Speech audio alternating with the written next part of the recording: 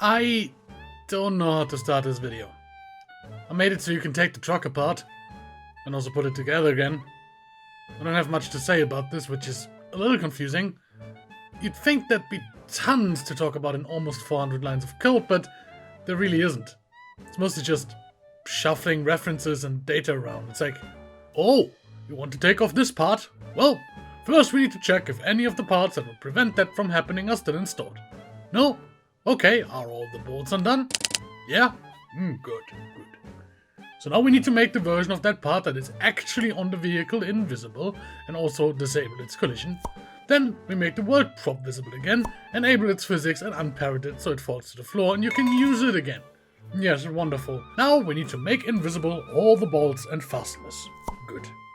Lastly, we need to set a few booleans so everybody in the system knows what's up. And we're done. That'll be $400. And it's mostly just processes like that. It's nothing complicated, but it adds up quickly. Bring in the functions I wrote to automate the setup for every part and bam!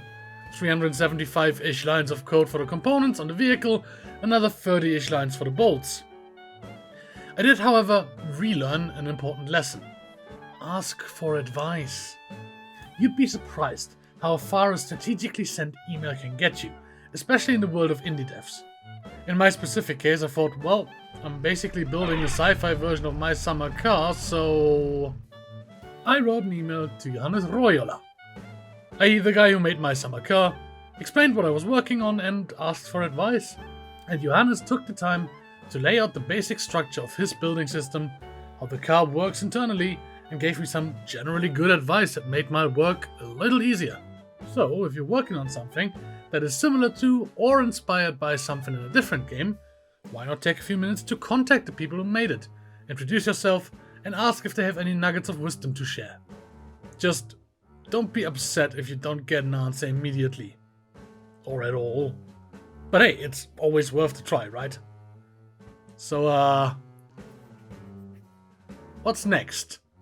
Well, that's really all I managed to do since the last video. It took a while to figure this all out, including one complete rewrite of the system after I had coded myself into a corner. Next step will be to make the truck fly.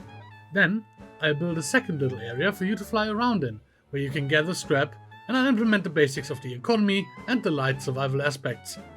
Once those are done, the game will technically be playable.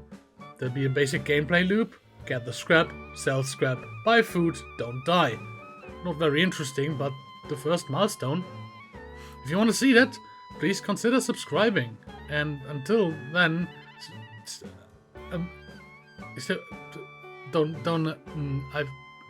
bye.